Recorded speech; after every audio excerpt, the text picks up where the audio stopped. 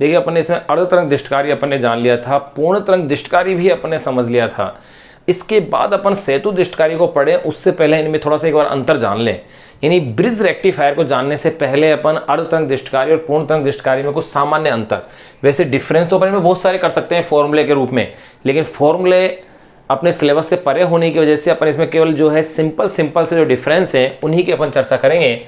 तो अपन इसे हेडिंग के रूप में ले सकते हैं कि अर्धतरंग दिष्टकरण और पूर्ण तरंग दिष्टकरण की तुलना।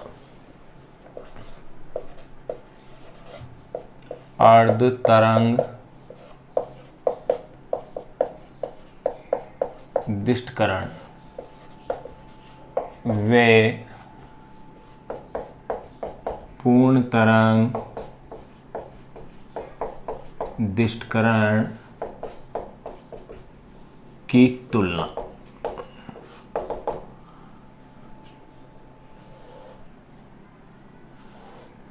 अर्धतरंग दिष्टकरण वे पूर्ण तरंग दिष्टकरण की तुलना, दोनों को अपन कंपेयर कर लें। तो देखिए यहां अपन ले लेते हैं टेबल फॉर्मेट में डिफरेंस कर लेते हैं। अर्धतरंग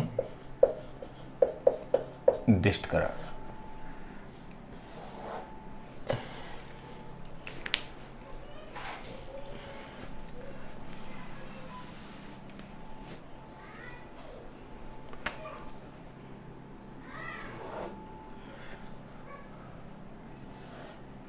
यहां ले लीजिएगा पूर्ण तरंग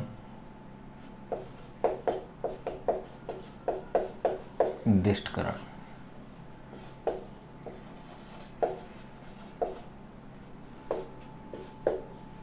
शॉर्ट में कह सकते हैं फुल वेव रेक्टिफिकेशन, और इसे कह सकते हैं हाफ वेव रेक्टिफिकेशन। देखिएगा नंबर 1, पहले डिफरेंस की बात करें तो वो इसकी डेफिनेशन में भी आ जाता है कि इसमें जो निवेशी वोल्टता है उसमें आधी तरंग का ही दृष्टिकरण होता है, जबकि इसमें क्या होगा, पूरी तरंग का ही दृष्टिकरण हो जाता है। तो नंबर 1 पर लिख सकते हैं निवेशी प्रत्यावर्ती वोल्टता का, नंबर 1 निवेशी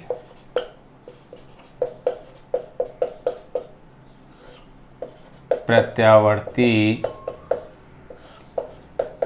वोल्टता का केवल आधा चक्र उपयोग में आता है, केवल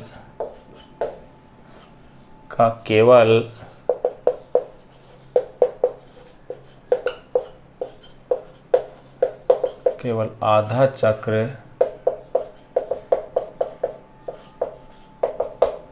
चक्र उपयोग में आता है और शेष आधा भाग अनुपयोगी रहता है। और शेष आधा भाग अनुपयोगी रहता है। फर्स्ट पॉइंट अपन इसमें देख लिया। इसमें देखें अपन नंबर 1 की बात करें, ध्यान रखना इसके बाद अपन सेतु दिष्टकारी को पढ़ेंगे जो कि एक इंपॉर्टेंट पार्ट है इसी चैप्टर का। फिर है नंबर 1 अपन इसमें देखें निवेशी प्रत्यावर्ती वोल्टता का संपूर्ण चक्र दिष्ट वोल्टता में परिवर्तन के काम आता है। इसके लिए आप कह सकते हैं निवेशी वोल्टता का संपूर्ण चक्र, निवेशी वोल्टता का संपूर्ण चक्र दिष्ट वोल्टता में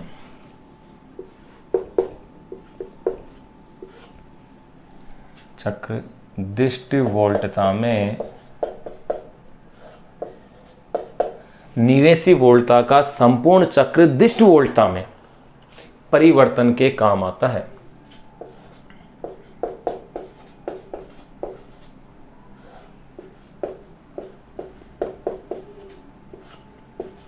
परिवर्तन के काम आता है।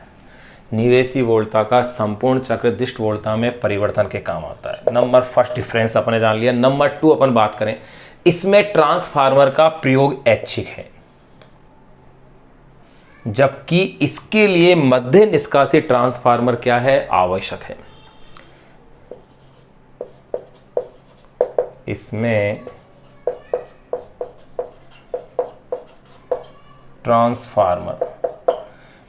ट्रांसफार्मर का प्रयोग ऐच्छिक है।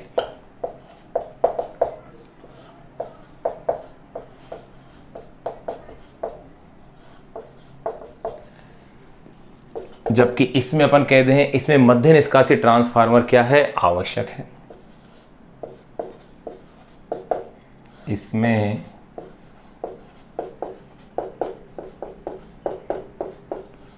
मध्य निष्कासी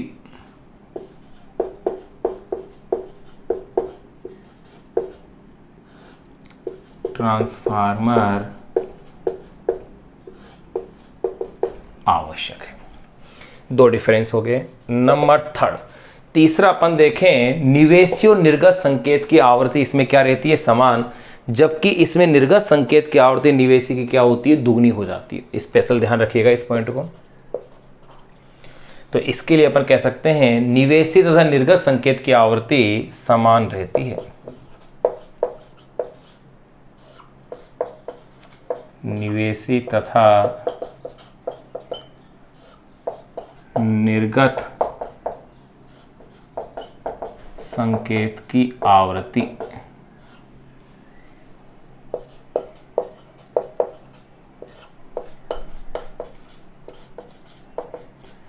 निवेशी तथा निर्गत संकेत की आवृत्ति समान रहती है।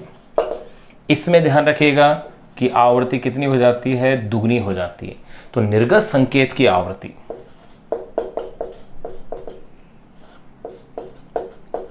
निवेशी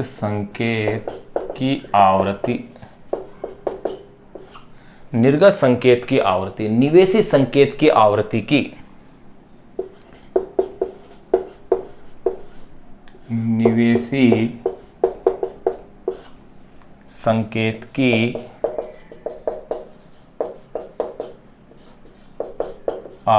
की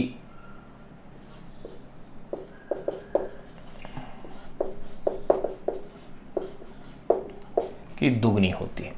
फोर्थ, अब देखिएगा बहुत सारे और डिफरेंस है, जैसे उर्मी का गुणांक, उसके रूप में अपन डिफरेंस ले सकते हैं, रिपल जिसे अपन बोलते हैं। इसके अलावा दक्षता के फॉर्मूले क्या है, हाफ वेव रेक्टिफायर की दक्षता कितनी होती है, फुल वेव रेक्टिफायर की दक्षता कितनी होती है।